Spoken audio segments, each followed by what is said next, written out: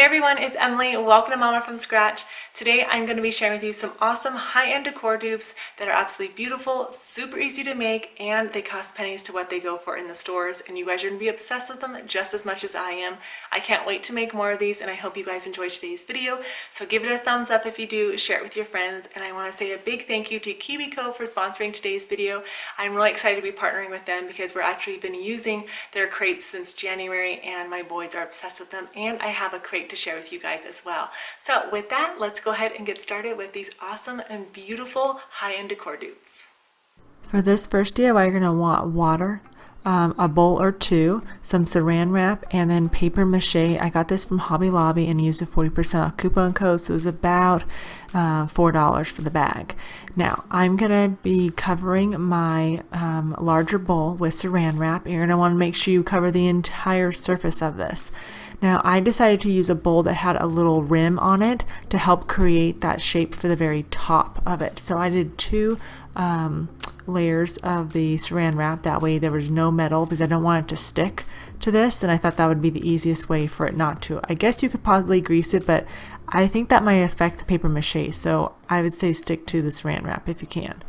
So next you're going to take the paper mache. I would use about half the bag for this, and then you're going to pour a good amount of water on it. It tells you on the back how much, but I just kind of eyeballed it until I had the right texture that I wanted, and it is very powdery. Let me tell you, it got really dusty, so just keep that in mind when you're working with this, but it's really easy to work with. It's basically kind of like making like a dough. Once you have that, you're just going to start pressing that on. You don't have to do it in a particular way, but just start pressing that on, and you'll know the consistency because you don't want it to be soupy, but you want it to be like a nice clay kind of consistency to the paper mache, if that makes sense. Stuff is a little bit slimy. The stuff sticks to you, but it's slimy. It's kind of strange.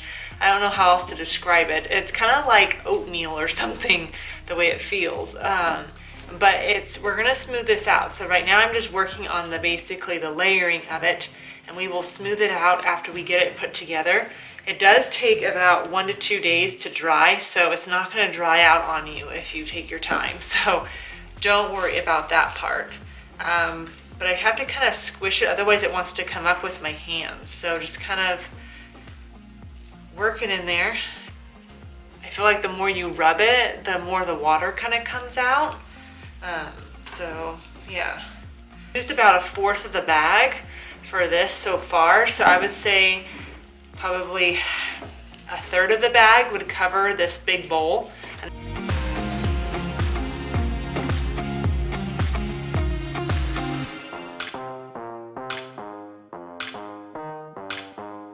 Once you get done covering the entire bowl, you're going to start rubbing your hands all the way around, kind of smoothing out all those lumps that you have created.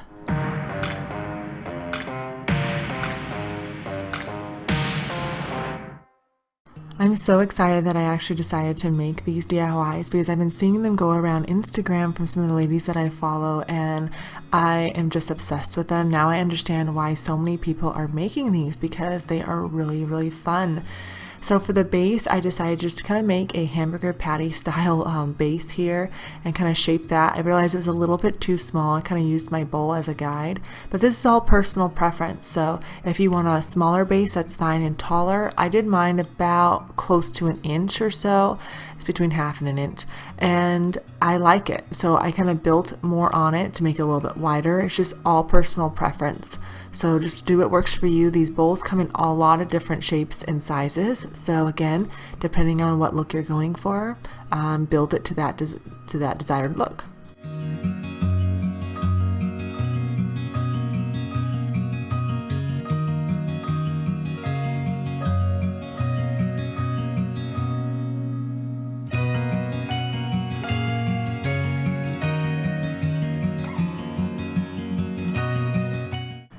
Now to flatten the top, I decided to turn the bowl over and make sure that it was actually flat because I don't want my bowl to be crooked when I sit it down, but it kind of stuck. So just kind of wiggle it a little bit and then it should level off, and then you can kind of still shape it, but at least you know that the top part is flat.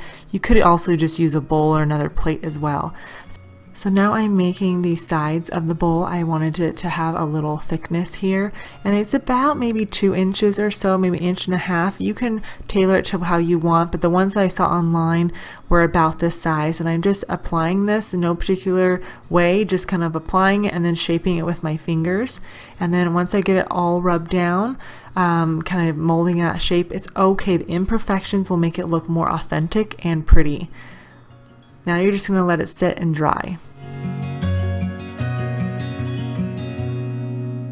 Bowl has been drying for about 4 days now, a lot longer than I was expecting, but I'm gonna attempt to lift this off. I'm pretty sure it's completely dry. It better be dry. It's been on here long enough. I'm just gonna lift this out and kind of hear that crack for a second. Oops, that was in there, but that's okay. You see how it's a little bit darker toned here and here? Those are still wet. Oh my goodness, I can't believe it. But this is all dry. So yeah, I'm just gonna let it be. But I think it turned out so good. This is only about $2 to make, so. Obsessed with this thing. It is so cool looking. It is so lightweight too. It dries uniform in color. It's just awesome.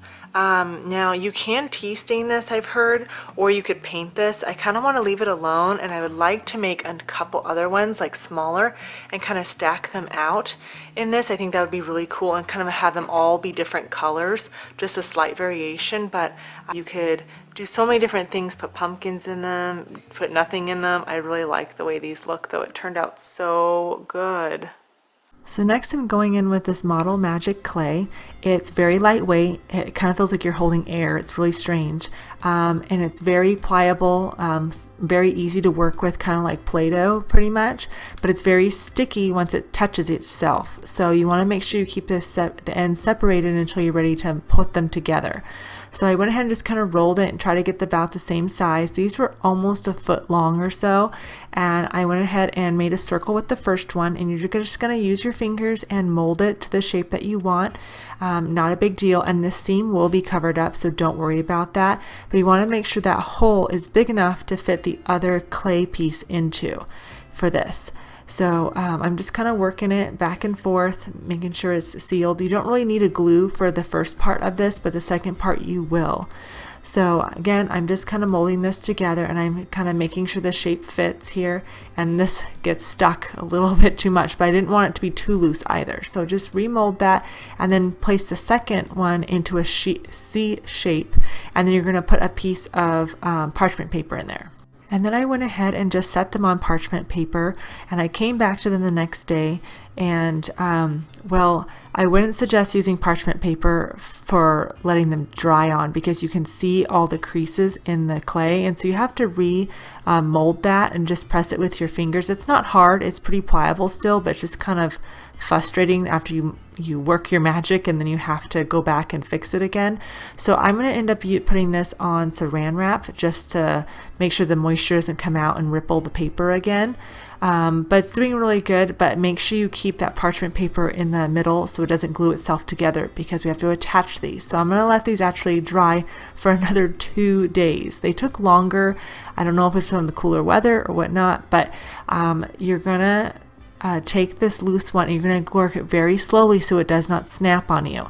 It's still pretty pliable, but again, just be careful. And you're going to loop that over. It fits perfectly, and you're going to cover up the other seam on the O that you made here, and then you're just going to kind of press that together. It's still really workable, surprisingly, after how long it's been out. And I'm just going to press that flat at the best I can, and I decided to go in with some gel super glue and put a little bit of that in the between, and then also use my hot glue for immediate bonding, so I didn't have to wait so long, and that worked great. So once I got that there, I just kind of pressed it together, being careful not to put too many grooves into the shape that I let it dry for a few days there, and just held it for a few seconds until that hot glue dried. And then I noticed that it actually cracked on the other side a little bit, so I was like a little bit sad about that, but we can fix that. I went ahead and just took a little bit of the super glue and put that inside of it. That way it would actually still hold there. And then you're just going to cover up both the seams with each link, if that makes sense. So your chain link will cover up one and the other one will cover up the other one. So hopefully that makes sense for you guys. But I just let that dry for about another day or two, molding it and shaping it, and this is the way it turned out. I love it. I'm obsessed with it. I think it's really cool. Now you can obviously change the coloring of it. I left it raw, but you can paint it if you want to, and it just looks so good. I'm having a lot of fun using different materials to make today's DIY, so I hope you guys are enjoying the variation in it from what I typically use. And of course, these products are all kid-friendly as well as today's sponsor, which is Kiwico. I am really excited to be partnering with them. Like I mentioned in the beginning, we have been using their crates since January. They come as a monthly subscription straight to your door, so you don't have to go out and find the supplies. Everything comes in your box. And I'm really excited to share with you that they have a maker's box now, which is actually made for adults or anybody 14 years and up. And you guys, it's so much fun because everything you need is in this box. All 8 crates include high quality materials, easy to follow instructions, and additional magazines for even more. Kiwico's goal is to, whether you're doing it, your kids, or your grandkids, is to build creative confidence and problem solving skills while actually having a blast. My boys absolutely love helping each other and doing the crates on themselves. I was super excited to get a crate for myself, and I'm actually going to be making a book holder, and I like this because they actually give you step-by-step instructions online, take you through the entire process of what you are going to be making. And I've never made a stencil myself before, so I got to learn a few new things with this, and I had a really good time with it. It was definitely a little bit challenging for me, so that definitely says something. I just really enjoyed being able to take this time and craft and make something fun that I've never really made before, and something that Kiwico offers is STEAM projects, so getting that science, technology, engineering, art, and mathematics into each of the projects is very helpful. So my crate took me about 30 minutes to make, and I really enjoyed the process. It was really relaxing to sit down and be able to do this. You all can try Kiwico as well. You can go to kiwico.com/mommafromscratch and use that link, and it will also be in the description box below, so you can save 30% off your first month's subscription. Like I said, they have 8 different crates that you can choose from for different ranges in your family, and I'm telling you, it is a must. It's something that the boys really enjoy and look forward to getting every month, and it keeps them busy, not only for that day, but for weeks on. And by the time they're done with the project, they're ready for their next box, which just comes straight to the door. So let's go on into the next project. It wouldn't be a DIY without a pillow, right? So this is actually a placemat, and you want to make sure you get a placemat that has a backing on it. This is from the Hearth and Hand collection at Target, and this pillow is one I actually ordered, but it never got sent out to me because it sold out so quickly. So we're going to get the look for less. The pillow online is $20, and this placemat cost me $5. So you can use some small scissors or a seam ripper and get rid of that seam there so it opens up, and put a pillow insert or put some pillow foam in there, and you're basically going to either sew it or you can glue it or fuse it closed. It's completely up to you. Use a different glue, a fabric glue. I'm using some fabric hot glue, and it works great. And I'm just pressing those seams back together, and it holds up really well. And I'm going to do that all the way down, and you guys, this is so easy, and you can literally get the look for less. Now, depending on the size of your placemat, you're only going to get certain shapes, but this is a really cute lumbar pillow, and again, it costs us $5 versus the $20, so a really good high-end decor dupe. I love it. For the next DIY, I'm going to be taking this vase I got. I actually don't mind the colors so much, but it's not really what I want. I want to kind of enhance that pattern that's on it, but with a more vintage look. So I'm going to use a primer first, since it's very smooth. That way the paint will actually adhere to it. So I'm just going to spray this down all the way around. You don't really have to worry about the inside of it, and you're going to let that dry. And then once it has dried, you're going to go in with the color paint that you want. So I'm going to use a flat black spray paint here for this, and I'm going to cover the entire surface with it. If you're new to spray painting, make sure you do light strokes, that way you don't get any bleed marks on it. Then you're going to let that dry. Then I went ahead and took some dirt and put some water with it to make some mud, and I used a glove because it really roughens up your hands if you don't. And I'm just going to rub that into the vase, and we're going to let that dry.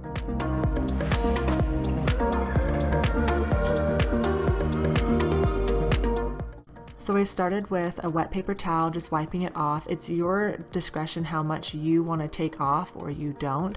I ended up running underneath the faucet just to take off a little bit more dirt.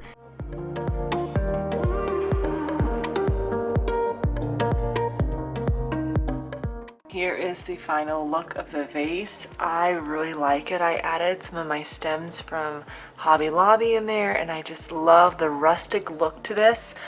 It's so pretty. Now, could I have possibly just rubbed on a black paint to leave the other brown that was already in there? Possibly. But I like how this just looks aged and old and really vintagey. So this is definitely a really cool DIY, and I love it. Alrighty, which DIY was your favorite? You guys are gonna have to let me know in the comments. I know for sure I want to make all of them all over again, so I have a double set, but the paper mache bowls, I'm probably gonna make probably 4 or 5 of those so I can use them throughout the house and do them in different colors. So you all will have to let me know. I hope you guys enjoyed today's video and got lots of ideas from it. Give it a big thumbs up if you did, and be sure to check out Kiwico. You can use the link in the description box below, or go to kiwico.com/mommafromscratch to save 30% off your boxes. So with that, I hope you guys have an amazing day. Stay safe, stay healthy, and I'll see you guys soon.